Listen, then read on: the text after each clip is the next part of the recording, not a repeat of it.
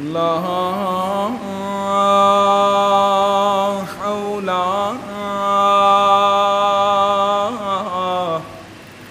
ولا قوة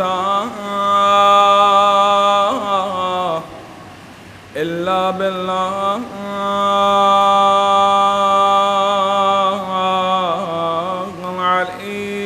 العلي العظيم.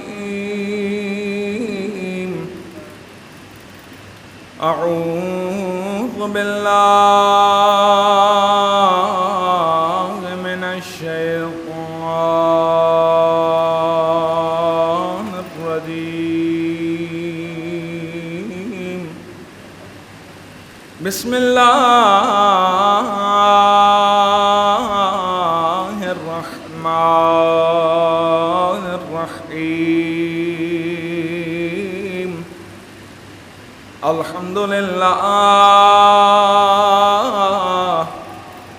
الحمد لله الذي هدانا لهذا وما كنا لنهتدي لولا أن هدانا الله. لقد جاءت رسل ربنا بالحق والصلاة والسلام وتحية والإكرام على سيد الأنبياء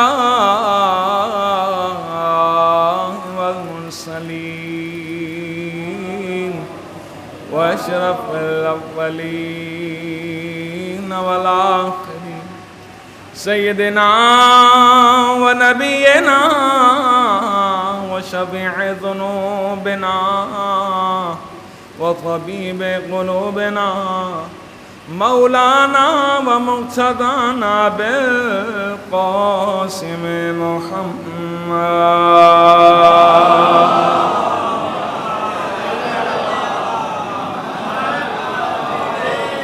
وعلى أهل بيته الطيبين الطاهرين المعصومين المظلومين ولعنة الدائمة على أعدائهم أجمعين من الآن إلى قيام يوم الدين. أما بعد فقد قال الله تبارك وتعالى في محكم كتابه الكريم والفرقان الحميد وأصدق الصادقين وقوله الحق. بسم الله الرحمن الرحيم. إنا أعطيناك الكوثر فصل لربك وانحر إن شانئك هو الأبتر. صلوات پڑھیں محمد والے.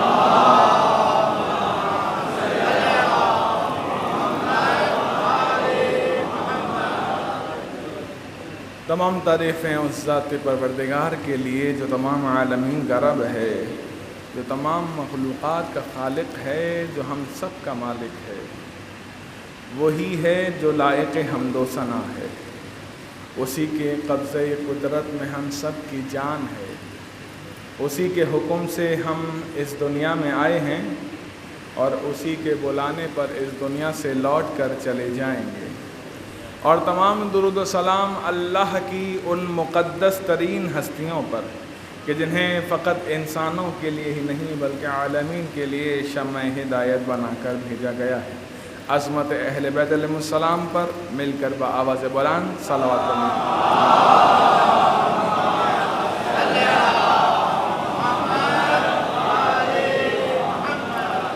السلام علیکم ورحمۃ اللہ وبرکاتہ. عزیزان محترم، یہ ہفتہ آئندہ جو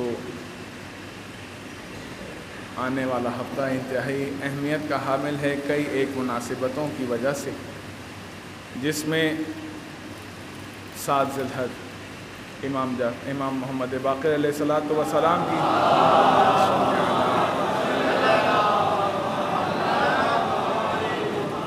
شہادت کی تاریخ ہے پھر روز عرفے کا دن عبادت کا اور اپنے رب سے ملاقات کا دن ہے، اور حضرت مسلم بن عقیل سفیر امام حسین کی شہادت کی تاریخ، اور پھر عید الاضحیٰ عید قرآن کی تاریخ۔ تو چند ایک مناسبتیں انتہائی اہمیت کا حامل ہے، لہٰذا یہ ہفتہ آپ کی خدمت میں عرض کروں کہ آج آپ کی خدمت میں جس سورہ مبارکہ کو تلاوت کرنے کا شرف حاصل کیا، سورہ مبارکہ کوثر کہ پروردگار ارشاد فرماتا ہے بسم اللہ الرحمن الرحیم انا اعطیناک الکوثر، بتحقیق ہم نے آپ کو کوثر عطا کی ہے۔ اور ہر خاص و عام عالم اسلام کے تمام مفسرین کرام اس بات پر متفق ہیں کہ یہ آیہ مبارکہ شان حضرت فاطمہ زہرا سلام اللہ علیہا میں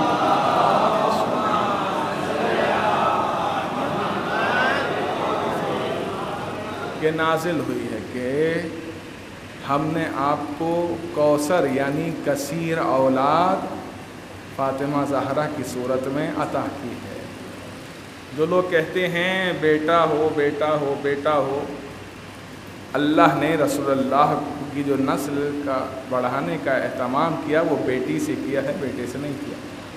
لہٰذا قرآن کی اس آیہ مبارکہ کے پروردگار ارشاد فرماتا ہے کہ ہم جسے چاہیں بیٹا دیں، جسے چاہیں بیٹی دیں، جسے چاہیں دونوں دیں، اور جسے چاہیں کچھ نہ دیں۔ یہ اختیار ذات پروردگار کا ہے۔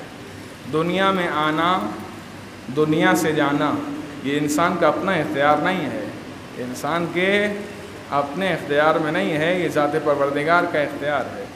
لہٰذا اس اختیار میں دخل نہیں دینا چاہیے۔ اور کون کس صورت میں پیدا ہوگا، کیسی صورت میں پیدا ہوگا، یہ بھی پروردگار کا اختیار ہے۔ یعنی مرد پیدا ہوگا یعنی بچہ پیدا ہوگا یا بچی، جنس میں لڑکا پیدا ہوگا یا لڑکی، یہ کس کے اختیار میں؟ یہ اللہ کے اختیار میں۔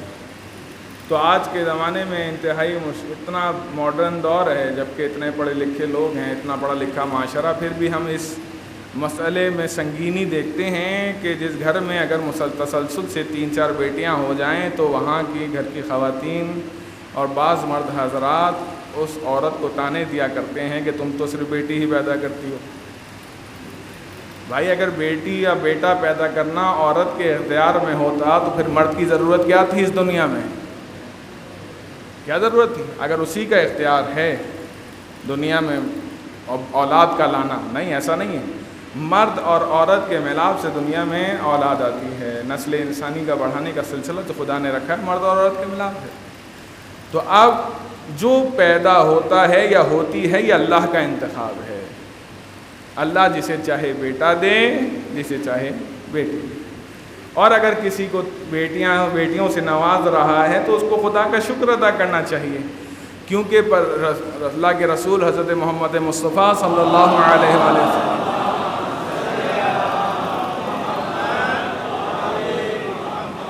اللہ کے رسول ارشاد فرماتے ہیں کہ جس نے اپنی 3 بیٹیوں کی پرورش اور تربیت کی اور بہترین انداز میں تربیت کی اور ان کے حق سے اس نے ان کے حق کو ادا کیا تو پروردگار اس شخص پر جنت کو واجب کر دیتا ہے۔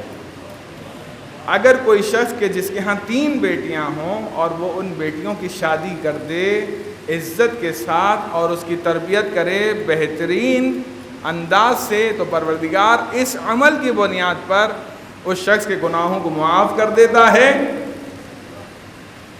اور اس پر جنت کو واجب کر دیتا ہے۔ عرض خدمت کیا کروں عزیزان، بیٹا یا بیٹی کا ہونا فضیلت کا سبب نہیں ہے۔ انسان کے لیے باعث برکت ہونا، باعث رحمت ہونا یہ فضیلت ہے۔ اگر باعث زحمت ہو جائے تو اس طرح کی اولاد، جس کے لیے قرآن نے کہا کہ مال اور اولاد کیا ہے؟ ایک فتنہ ہے۔ کون سی مال اور اولاد؟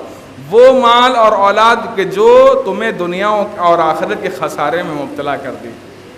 تو عرض خدمت یہ ہے کہ خدا بیٹا دے یا بیٹی دے، یہ خدا کی مرضی ہے، یہ اس کا اختیار ہے، لہٰذا کسی کو تانے دینے کا حق نہیں ہے۔ دعا کرنا چاہیے، البتہ دعا کرنا چاہیے کہ مثلاً اگر کسی کے ہاں بیٹے کی اولاد، فرزند کی اولاد نہیں ہے تو دعا کر سکتا ہے، دعا کرنے میں کوئی حرج نہیں ہے، لیکن کسی کو اس بات پہ تانے دے دینا یا اس بات پہ طلاق دینا یا اس بات پہ گھر پہ بٹھا دینا یہ قطعاً مناسب نہیں ہے۔ میں نے آپ کی خدمت میں عرض کیا کہ جیسے اسی طرح سے جس طرح سے میں نے آپ کی خدمت میں ایک حدیث روایت عرض کی، اسی طرح سے ایک معصوم کی حدیث ہے کہ بہت سے بیٹوں سے بیٹیاں بہتر ہوتی ہیں، بہت سے بیٹوں سے بیٹیاں بہتر ہوتی ہیں۔ پروردگار نے کیا ارشاد فرمایا؟ انا اعطیناک الکوثر، خدا چاہتا تو حضرت کے جو 2 فرزند تھے ان سے بھی آپ کی اولاد نسل آگے بڑھا دیتا، لیکن نہیں، بیٹی سے نسل کو آگے بڑھایا اور بیٹی کو زندہ و باقی رکھا، ان کے نام کو زندہ و باقی رکھا۔ کیوں؟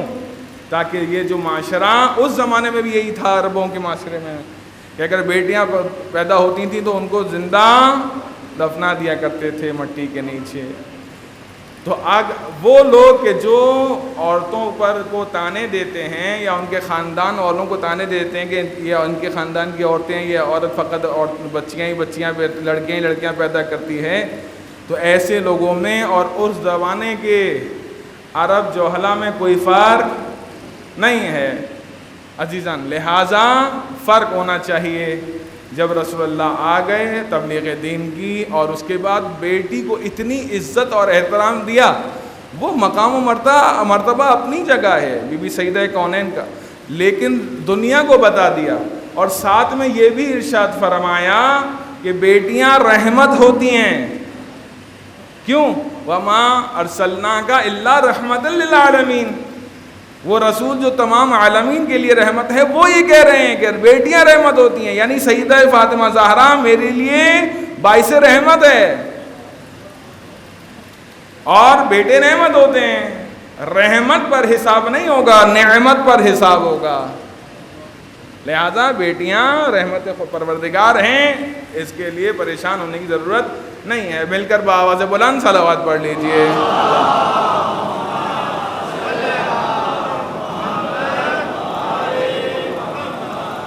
دوسری بات آپ کی خدمت میں عرض کروں کہ پروردگار اس کے بعد کیا ارشاد فرماتا ہے؟ انا اعطیناک الکوثر فصلی لربک وانحر، اپنے رب کے لیے نماز پڑھ، اپنے رب کے لیے نماز پڑھ، یعنی نماز عبادت کس کے لیے ہے؟ خالصتاً اللہ کے لیے ہے، ذات پروردگار کے علاوہ کوئی بھی عبادت کے لائق اور قابل نہیں، اور ہم اسی سے مدد مانگتے ہیں۔ ایاک نعبد و ایاک نستعین، وسیلہ اہل بیت علیہم السلام، وسیلہ اہل بیت علیہم السلام کا ہوتا ہے،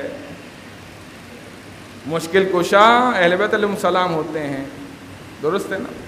لیکن ہماری جو حقیقی مددگار اور جس کے لیے ہم بارہا الفاظ قرآن میں ہر نماز میں پڑھتے ہیں کہ ایاک نعبد و ایاک نستعین، اس سے بھی انکار ممکن نہیں ہے، قرآن کریم ہے۔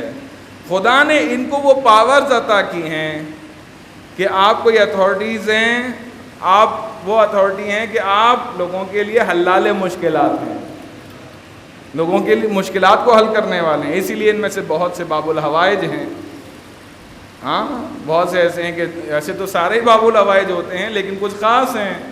آپ کی خدمت میں یہ عرض کروں کہ پروردگار نے کیا ارشاد فرمایا؟ فصلی لربک وانحر، اپنے رب کے لیے نماز پڑھو، فصلی لربک، اپنے رب کے لیے نماز پڑھو، وانحر، اس کے بعد یہاں وانحر سے مراد قربانی کی طرف اشارہ ہے، اور نحر کرو یا قربانی کرو، ان شانئک هو الابتر، اس کی وجہ سے کیا ہوگا؟ بے شک آپ کی جو اولاد ہے وہ کیا رہے گی؟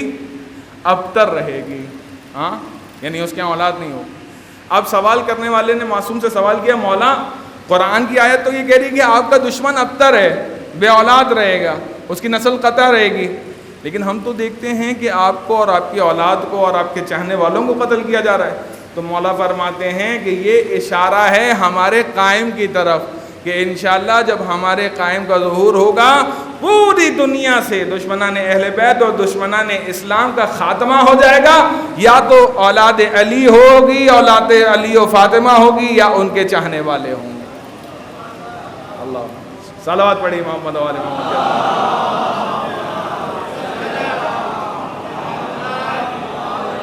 تو اس طرح سے امام نے اس آیہ مبارکہ کی تفسیر بیان کی کہ لیکن اس میں جو توجہ طلب بات ہے جو ہمارا آج کا موضوع ہے وہ ہے فَصَلِّ لِرَبِّكَ، اپنے رب کے لیے عبادت کرو، وَانْحَرْ، اور قربانی کرو۔ عزیزان محترم، بہت سے لوگ سوال کرتے ہیں کہ قربانی آیا نماز سے پہلے درست ہے یا نہیں؟ نماز تو ہوتی طلوع آفتاب کے بعد ہے، تو اس میں مراجعین کے اندر بہرحال بعض اختلاف ہے، چونکہ ہمارے ہاں منی کے علاوہ جو لوگ عازم حج ہوتے ہیں، حج پر جاتے ہیں، ان کے علاوہ دنیا میں جتنے بھی افراد ہیں مکتب اہل بیت میں، فقہ جعفریہ میں، ان کے لیے سنت موقدہ ہے قربانی کا کرنا۔ چونکہ سنت موقدہ ہے لہٰذا اس کے احکام بھی سنت ہیں، درست ہے نا؟ اس کے احکام بھی کیا ہیں؟ سنت ہیں۔ تو قربانی کا کرنا ایک سنت موقدہ عمل ہے۔ اب لوگ پوچھتے ہیں کہ بھائی سینگ ٹوٹا ہوا ہو تو کیا ہوا، وہ ڈانٹ ٹوٹے ہوئے ہیں تو کیا ہوا، کھر اکھڑا ہوا ہے تو کیا ہوا، کھال کٹی ہوئی ہے تو کیا ہوا، دم کٹی ہوئی ہے تو کیا ہوا؟ تو عزیزان ایسے میں کوئی مشکل نہیں ہے، بہتر یہ ہے کہ قربانی کا جانور کیا ہو، فربا ہو، موٹا ہو، صحت مند ہو اور نقائص سے پاک ہو، یعنی اس میں کوئی نقص نہ ہو، یہ بہتر ہے۔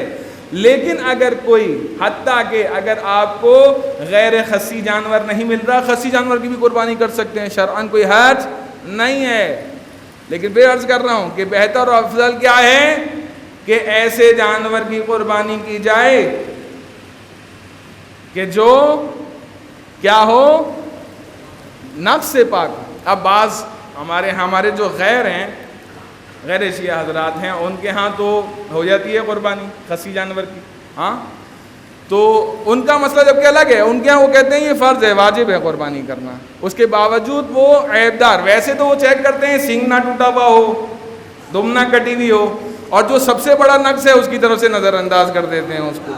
تو عرض خدمت یہ ہے کہ اپنی مرضی کی شریعت نہ بناؤ، اس شریعت پر عمل کرو جو رسول اللہ لے کر آئے تھے۔ صلوات پڑھیے محمد و آل محمد۔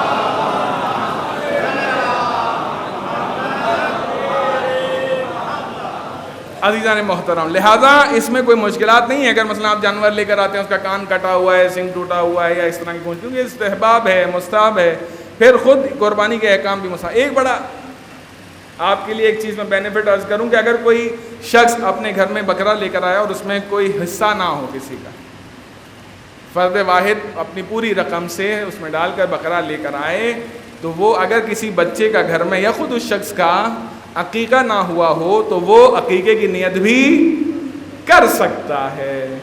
اس میں قربانی کے جو دن ہیں، اگر جو دن وہ قربانی کا بکرا ذبح کر رہا ہے تو اس بکرے میں اگر کوئی حصہ نہیں ہے، تو اگر کسی گھر میں کسی فرد کا عقیقہ نہیں ہوا تو وہ قربانی میں عقیقے کی نیت بھی کر سکتا ہے۔ اب سوال یہ ہوتا ہے کہ آیا مولانا صاحب یہ بتائیے کہ ثواب کون سا ملے گا؟ ثواب اس کو دونوں ملیں گے، قربانی کا بھی ثواب ملے گا، اس کا عقیقہ بھی ادا ہو جائے گا اور اس کا بھی ثواب ملے گا۔ اب پھر اس کے بعد سوال یہ ہوتا ہے کہ مولانا صاحب یہ بتائیے کہ قربانی کا گوشت کھانا مستحب ہے، عقیقے کا گوشت کھانا والدین کے لیے مکروہ ہے، اب کیا کریں؟ یہ تو ٹکرا رہے، کہا نہیں، کیونکہ دن قربانی کا ہے، دن قربانی کا ہے، غلبہ روز عید کا ہے، اور چونکہ دن قربانی کا ہے اور قربانی کا جانور جس پہ آپ عقیقے کی بھی نیت کر رہے ہیں فرق نہیں کرتا، گوشت کھانا مستحب ہے، کوئی حرج نہیں ہے۔ تو یہ بھی مسئلہ بالکل واضح ہو جاتا ہے۔ ایک چیز جس کا ہمیں بالخصوص خیال کرنا چاہیے، بعض لوگ سوال کرتے ہیں کہ نماز سے پہلے یا نماز کے بعد، تو عزیزان طلوع آفتاب کے بعد نماز کا وقت ہے، اور نماز میں آپ کو کیا چاہیے کہ نماز کو بجا لائیں، اس کے بعد قربانی کریں، بہتر یہی ہے۔ لیکن اگر کوئی نماز سے پہلے قربانی کر رہا ہے تو شرعاً کوئی حرج نہیں ہے، لیکن البتہ بعض مراجعین نے کہا ہے کہ بہتر یہی ہے کہ نماز کے بعد قربانی کی جائے، کیونکہ قرآن کی آیت میں جو ترتیب ہے فَصَلِّ لِرَبِّكَ، اب بس اپنے رب کے لیے نماز پڑھیں وَانْحَرْ، اس کے بعد قربانی کے لیے جائیں، قربانی کریں، تو ترتیب تو یہ بتا رہی ہے، یہ خدا کی بنائی ہوئی ترتیب ہے، اور جو ہم سوال کر رہے ہوتے ہیں یا ہم کر رہے ہوتے ہیں بعض لوگ، وہ ہماری اپنی بنائی ہوئی ترتیب ہے۔ بہرحال شرعاً اس میں بھی کوئی حرج نہیں ہے، طلوع آفتاب کے بعد اگر کوئی مثلا قربانی کرتا ہے اور اس کے بعد نماز پڑھ کے جا کے وہ گوشت تقسیم کرتا ہے، کوئی مشکل شرعاً نہیں ہے۔ عزیزان، جو دوسری مشکل جو پیش آتی ہے اس حوالے سے، وہ کیا؟ وہ مشکل یہ پیش آتی ہے کہ جو قصاب ہوتے ہیں، قربانی کا جانور ذبح کرنے والے افراد، دیکھا جائے ضروری ہے کہ ناسبی نہ ہو، ناسبی ذبح کرنے والا قربانی کا جانور، ناسبی یعنی دشمنان اہل بیت میں سے نہ ہو، دیکھا جائے کہ کافر نہ ہو، کیونکہ عید کے دن ہر کافر بھی مسلمان ہو جاتا ہے اور ہر ناسبی بھی مسلمان ہو جاتا ہے عید کے دن، وہ سب کے جانور ذبح کرنے کے لیے تیار ہوتا ہے۔ ہاں ویسے تو ہمارے ہاں علم کے نیچے آ کے ان کے نکاح ٹوٹ جاتے ہیں، ہاں ہمارے پیسے لینے سے ان کے ساتھ کوئی مسائل پیدا نہیں ہوتے۔ بہرحال خلاصہ یہ حضرات میں ایک بات عرض کی آپ کی خدمت میں، فقط یہ عرض کرنا مقصود ہے کہ قربانی کا جانور ذبح کرنے والا ناسبی نہ ہو، کافر نہ ہو، یعنی ہندو وغیرہ نہ ہو، اس کے ہاتھ سے قربانی درست نہیں ہے، لہٰذا قابل اطمینان شخص ہو کہ یہ مسلمان ہے۔ مسئلہ شیعہ سنی کے بحث کی نہیں ہے، دو چیزیں عرض کی، کافر نہ ہو اور ناسبی نہ ہو، یعنی اہل بیت علیہ السلام، جیسے یہ عبد الرحمن سلفی ملعون تھا، خدا کی لعنت ہو اس کے اوپر، اس طرح کا اگر کوئی شخص آپ کی نالج میں آئے کہ فلاں شخص اس عقیدے کا ہے، اس طرح کا ہے، تو پھر وہ اس سے آپ قربانی نہیں کروا سکتے، ایک بات۔ دوسری چیز، پھر آپ کی خدمت میں ایک مسئلہ اور بیان کروں گا، اس کے بعد پھر ہم عرفے کے حوالے سے چند ایک باتیں آپ کی خدمت میں عرض کریں۔ عزیزان محترم، قربانی در حقیقت ہے کس چیز کے لیے؟ آیا اپنے پیسے کا اظہار، اپنی طاقت کے اظہار کا، یا جانور اتنا بڑا لائے ہیں، اتنا چھوٹا لائے ہیں، اتنا موٹا لائے ہیں، اتنا پتلا لائے ہیں، اس چیز کے اظہار کا دن ہے؟ قربانی اس چیز کا دن نہیں ہے عزیزان۔ قربانی انسان اپنے لیے عزیز تر کس کو جانتا ہے؟ مال اور اولاد کو، ایسا ہے۔ قرآن نے بھی کئی مرتبہ اس بات کا تذکرہ کیا ہے۔ تو مال جس کو انسان عزیز تر جانتا ہے، انسان اس کو خرچ کرے راہ خدا میں، ایک صحت اور تندرست جانور لے کر آئے، ہاں ایسا بھی نہ ہو کہ یہ کہا جائے کہ اسراف ہو گیا، اور ایسا بھی نہ ہو یہ کہیں کہ مثلا بالکل بھی اس نے اپنی حیثیت سے بالکل، انسان اعتدال میں رہتے ہوئے قربانی کرے، شو آف نہ کرے۔ آج کل ہمارے یہاں مسائل شو آف والے زیادہ ہو گئے معذرت کے ساتھ۔ ایسا جانور لے کر آؤ کہ پورے علاقے میں کسی کے پاس ایسا جانور نہ ہو، اور اس کے بعد گھر کے باہر لائٹنگ کر دو، تمبو لگا دو۔ میرے خیال سے آئندہ چند سالوں بعد مجھے نظر آ رہا ہے کہ ٹکٹ بھی لگ جائے گا کہ جانور دیکھنا ہے تو 10-10 روپے ٹکٹ دو بھائی۔ تو عزیزان، قربانی کو قربانی کا فلسفہ سمجھ کے انجام دیجئے۔ قربانی کا فلسفہ یہ ہے کہ ایثار، قربانی کا فلسفہ یہ ہے کہ راہ خدا میں اپنی عزیز ترین چیز کو قربان کرنا۔ قربانی کیوں کی جاتی ہے؟ جناب ابراہیم نے جناب اسماعیل کو ذبح کرنا چاہا، کرنا شروع کیا تو پروردگار نے گوسفند بھیج دیا، یہی ہوا تھا نا۔ تو پروردگار نے اس یاد کو تازہ رکھنے کے لیے سب کے لیے قربانی کا حکم دے دیا۔ اب چونکہ ایک چیز کی یاد کو تازہ کرنے کے لیے اور اللہ کی اطاعت کے اظہار کے لیے ہے قربانی، لہذا قربانی کے فلسفے کو سمجھ کے قربانی کو انجام دینا چاہیے، دکھاوے اور دنیا داری کے لیے نہیں۔ جو شخص دنیا داری اور دکھاوے کے لیے قربانی کرے گا اس کو فقط یہیں تک کا فائدہ حاصل ہوگا، اور وہ فائدہ کیا ہوگا؟ فقط گوشت کے پکے ہونے کی لذت، اس سے زیادہ اور کچھ نہیں، کہ وہ جو اس نے کاٹا ہے جانور اس کو وہ کھا کر مثلاً سیر ہوگا یا مثلاً اس سے فائدہ اٹھائے گا، اس سے زیادہ اس کو کچھ حاصل نہیں ہوا۔ لیکن اگر کوئی راہ خدا میں خدا کے لیے قربانی کرے گا تو پھر پروردگار اس کو اس دنیا میں بھی اس کو فائدہ پہنچائے گا اور آخرت میں بھی اس کے لیے اجر ثواب لکھا جائے گا۔ عزیزان محترم، اور آج کا دوسرا عنوان جو میں نے آپ کی خدمت میں عرض کیا تھا وہ ہے روز عرفہ، 9 ذی الحج کی تاریخ۔ عرفے کا دن، کہتے ہیں کہ عرفے کا دن بعض روایات میں عید کا دن قرار پاتا ہے، لیکن علی المشہور اس کو عید نہیں کہا جاتا۔ عرفے کی شب ہو یعنی 8 ذی الحج کا دن، 9 کی شب، یا 9 ذی الحج کا دن ہو، یہ دونوں انتہائی اہمیت کے حامل ہیں۔ اور یہ وہ دن ہیں، یہ وہ راتیں ہیں، یعنی 9 کی شب اور 9 کا دن ذی الحج یعنی عرفے کا دن، وہ رات اور دن ہے کہ جس میں پروردگار اپنے بندوں کو عبادت کے لیے بلاتا ہے، اور دونوں کے کچھ نہ کچھ اعمال ہیں۔ کہتے ہیں کہ اگر کوئی شخص رات کو پالے، اگر کوئی شخص رات کو پائے عرفے کی، تو عبادت پروردگار میں مشغول ہو جائے، تسبیحات پڑھے، ذکر کرے پروردگار کا زیادہ سے زیادہ، زیارت امام حسین پڑھے۔ عرفے کے دن اگر کسی کے لیے ممکن ہو تو وہ امام حسین کی زیارت کے لیے جائے۔ افضل ترین عمل جو بیان ہوا ہے وہ کیا ہے؟ زیارت امام حسین۔ جس کے لیے ممکن ہے وہ وہاں جائے، اور جس کے لیے ممکن نہ ہو وہ کھلے آسمان کے نیچے زیارت امام حسین۔ اس کے عرفے کے دن کے چند ایک اعمال ہیں۔ پہلا عمل جو ہے وہ ہے روزہ رکھنا، مستحب ہے عرفے کے دن کا، لیکن روزے کے لیے یہ ہے کہ اگر کسی شخص کے لیے روزہ رکھ کر دعائے عرفہ پڑھنا اذیت کا سبب بنے تو پھر وہ روزہ نہ رکھے، دعائے عرفہ پڑھے، یہ بات واضح رہے۔ مثلا کوئی یہ کہے کہ جناب میں تو روزہ رکھا ہے، میری ہمت اور حوصلہ نہیں ہے کہ میں دعائے عرفہ پڑھوں، تو اسے چاہیے کہ روزہ نہ رکھے، دعائے عرفہ پڑھے۔ درست ہے، بات واضح ہے کہ روزے اور اگر دعائے عرفہ میں انتخاب کرنا ہو تو کس کا انتخاب کریں گے؟ دعائے عرفہ کا انتخاب کریں گے۔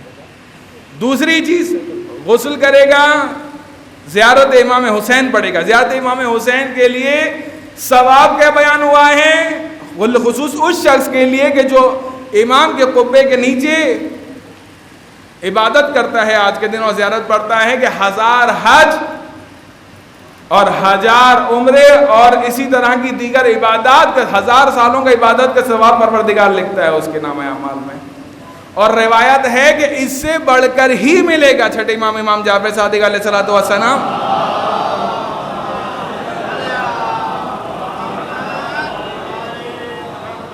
سے جب ثواب کے بارے میں سوال کیا گیا تو امام عرض فرماتے ہیں کہ اس سے بڑھ کر اسے ثواب عطا کرے گا پروردگار۔ وجہ کیا ہے؟ لیکن ایک بات واضح کر دوں یہاں پر کہ کوئی اپنا واجب حج ترک کر کے کوئی یہ کہے کہ میں تو فقط فلاں جگہ مثلا امام حسین کی زیارت پر جا کے میں نے تو ثواب حاصل کر لیا، اب مجھے حج پہ جانے کی کیا ضرورت؟ نہیں عزیزان، جس پر حج واجب ہو گیا ہے، جو صاحب استطاعت ہے، طاقت رکھتا ہے، مال کی کمی نہیں ہے، ہاں حج کی شرائط پوری ہوں، تو پھر اس پر سے حج ساقط نہیں ہوتا۔ میں نے پہلے عرض کیا تھا شاید یا کسی اور جگہ پر کہ حج وہ عبادت ہے جو زندگی میں ایک دفعہ واجب ہوتی ہے، بار بار نہیں، لہٰذا اس کو ترک نہیں کرنا چاہیے، اس کو ترک نہیں کرنا چاہیے۔ جو اس پر حج واجب ہو جائے وہ تو حج بھی کرے گا اور زیارت امام حسین سے حج کا ثواب بھی پالے گا، اور جو حج کرنے کی استطاعت نہیں رکھتا مثلا لیکن کسی اور طریقے سے وہ امام حسین کی بارگاہ میں پہنچ گیا تو پروردگار کے یہ شخص حج کے ثواب سے محروم نہ ہو جائے، اس کے لیے کئی ہزار حج کا ثواب بیان کیا گیا۔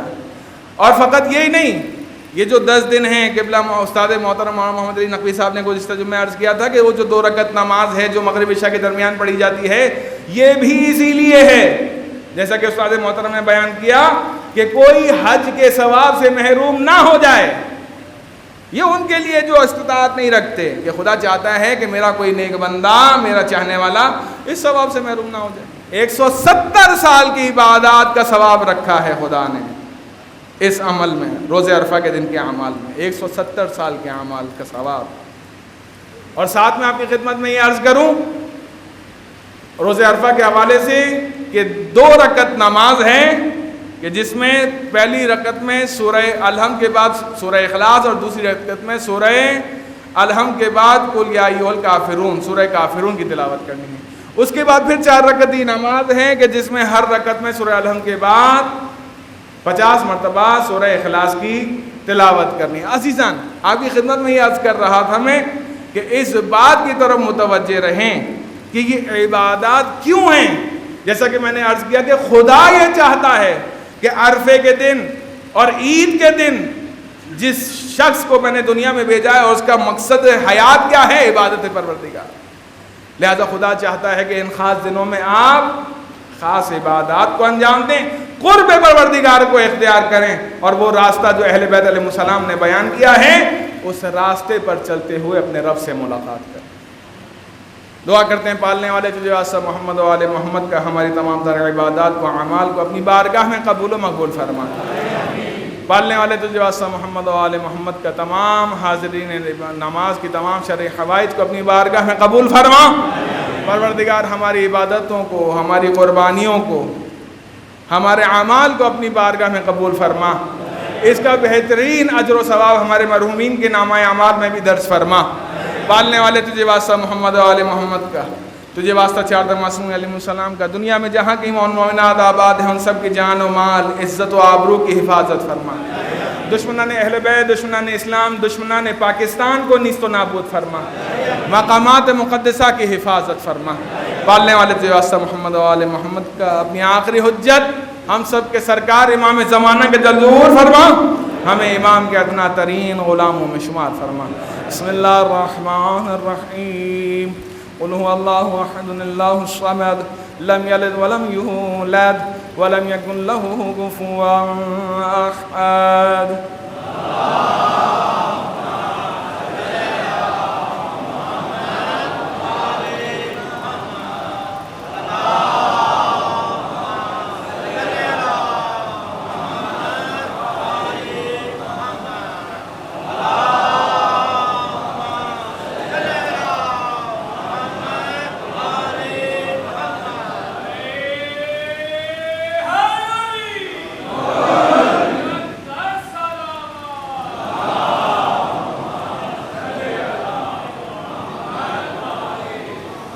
أعوذ بالله من الشيطان الرجيم بسم الله الرحمن الرحيم الحمد لله رب العالمين اللهم لك الحمد بديع السماوات والأرض ذا الجلال والإكرام رب الأرباب وإله كل معلوم وخالق كل مخلوق ووارث كل شيء ليس كمثله شيء وهو بكل شيء محيط أنت الله لا إله إلا أنت الأحد المتوحد الفرد المتفرد أنت الله لا إله إلا أنت الكريم المتكرم العظيم والصلاة والسلام على محمد النبي الرحمة سيد المرسلين وعلي بن أبي طالب سيد الوسيم فاطمة الزهراء سيدة النساء العالمين والحسن المجتبى حجة الله على الخلق أجمعين والحسين الشهير المظلوم ووارث أمير المؤمنين وعلي بن الحسين زين العابدين ومحمد بن علي باقر العلم الأولين والآخرين وجعفر بن محمد الصادق الصديق والمقتدى بآبائه الصالحين وموسى بن جعفر الكاظم من أولاد النبي وعلي بن موسى الرضا من عترة ورد المتقين ومحمد بن علي الجواد ولي المؤمن وعلي بن محمد السراج المنير إمام الخاشعين والحسن بن علي سيد الأوصياء المنتجبين والخلف القائم المهدي المنتظر الحجة بعد آبائه على خلقه المهدي النبي ووارث علم الماضي من الوصيين الذي ببقائه بقية الدنيا وبهم رزق الورى وبجوده وطبت الأرض والسماء وبه يملأ الله الأرض قسطا وعدلا كما ملئت ظلما وجورا وعدلا اللهم ظهوره إنهم يرونه بعيدا ونراه قريبا برحمتك يا أرحم الراحمين.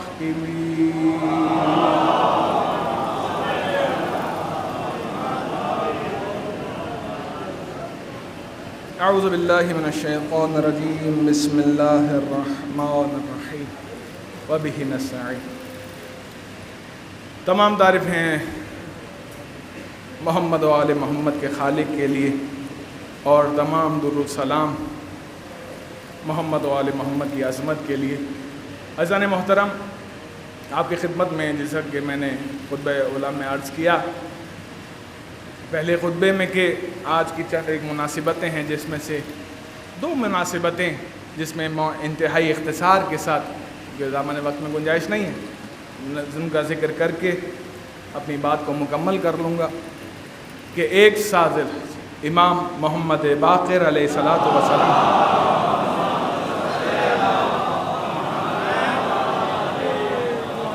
اور دوسرا عرفے کا دن 9 ذی الحجہ جناب حضرت مسلم بن عقیل کی شہادت کی تاریخ ہے. آپ کی خدمت میں عرض کروں جناب امام محمد باقر علیہ الصلوۃ والسلام کی خدمت کے حوالے سے فقط ایک جملہ کہ رسول کون ہیں کہ جو کہ رحمت للعالمین ہے. رسول کون ہیں؟ وہ کہ جو اس وقت تک کلام ہی نہیں کرتے جب تک وحی الہی نازل نہ ہو جائے. رسول کا ہر عمل حکم پروردگار کے مطابق ہوتا ہے. رسول کا ہر قول خدا ہوتا ہے، زبان رسول کی ہوتی ہے. وہ رسول اگر کسی کو سلام بھیجے، حضرت جابر بن عبداللہ انصاری جب ملاقات کے لیے اللہ کے رسول کی خدمت میں حاضر ہوئے تو کہا اپنے جانشینوں کے نام بتائے، اور جب 5ویں امام محمد باقر علیہ الصلوۃ والسلام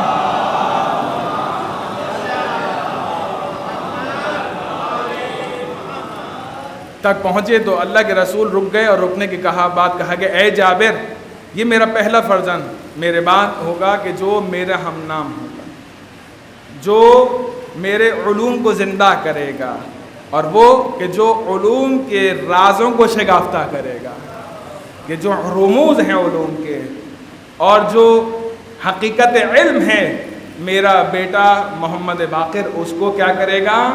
وہ باقر العلوم ہے، وہ باقر علم الاولین والآخرین ہے. وہ اول و سے آخر تک کے تمام علوم کو شگافتہ کرے گا، واضح کرے گا، روشن کرے گا. یہ اللہ کے رسول نے فرمایا، اور ساتھ فرمایا کہ جب تمہاری ملاقات میرے اس فرزند سے ہو تو اس تک میرا سلام پہنچا دینا.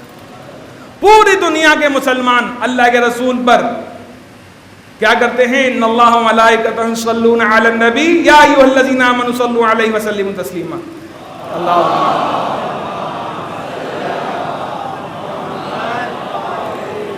پوری دنیا کا مسلمان حتیٰ کہ ملائکہ، حتیٰ کہ خود خدا اللہ کے رسول پر سلام بھی بھیجتے ہیں، درود بھی بھیجتے ہیں. وہی رسول اپنے فرزند محمد باقر پر سلام بھیج رہے ہیں. عزیزان، امام محمد باقر علیہ الصلوۃ والسلام کی خدمات بے تحاشا خدمات ہیں کہ جس کو ہر خاص و عام حتیٰ کہ دشمن نے بھی امام کی خدمات کا اعتراف کیا ہے. دشمن نے بھی کہ جو امام کا انکار کرتا تھا، اس نے بھی آپ کے خدمات کا، آپ کے کمالات کا انکار نہیں کیا، شخصیت کا انکار اس لیے کیا تاکہ اس کی شخصیت کو تسلیم کیا جائے. اور عزیزان، یہ وہ ہمارے امام ہیں کہ جو واقع کربلا میں سارے منظر کو اپنی آنکھوں سے دیکھ رہے ہیں. دشمن نے کسی حال میں آپ کو سکون نہیں لینے دیا. حالت یہ تھی کہ امام کو ایسی زین پر بٹھایا گیا زبردستی کہ جس میں زہر کو جذب کیا گیا تھا، اور امام علیہ الصلوۃ والسلام جیسے ہی اس پر سوار ہوئے ہیں تو راوی لکھتا ہے کہ امام کی حالت وہ ہو گئی تھی کہ امام پھر گھوڑے سے اترنے کے قابل نہیں رہے تھے. امام جعفر صادق نے سہارا دے کر امام محمد باقر کو اتارا تھا.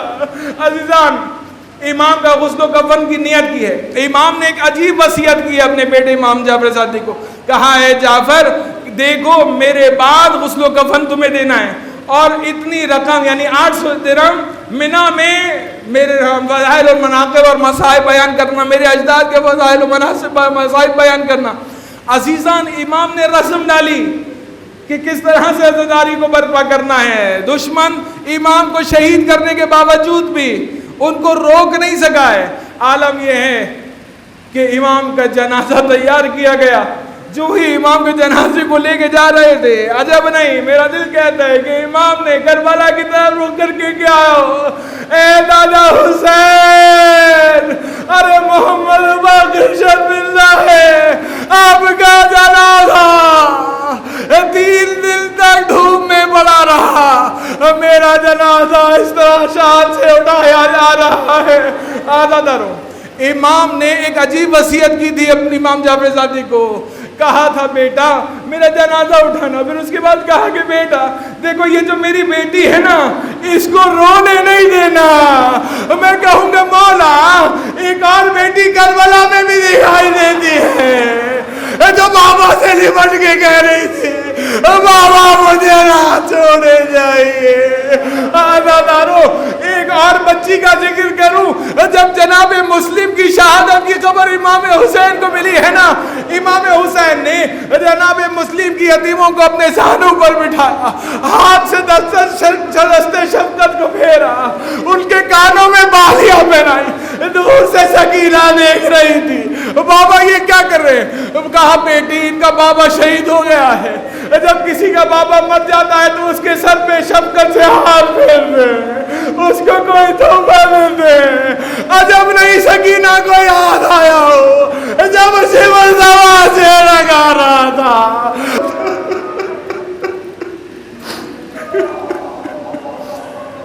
لعنت اللہ علی القوم الظالمین وَسَيَعْلَمُ الَّذِينَ ظَلَمُوا أَيَّ مُنْقَلِبٍ يَنْقَلِبُونَ۔ پروردگار ہماری اس خلیص عبادت کو اپنی بارگاہ میں قبول فرما۔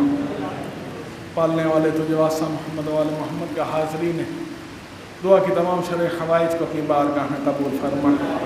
پروردگار جنت البقیع تعمیر نو کے اسباب کو فراہم فرما۔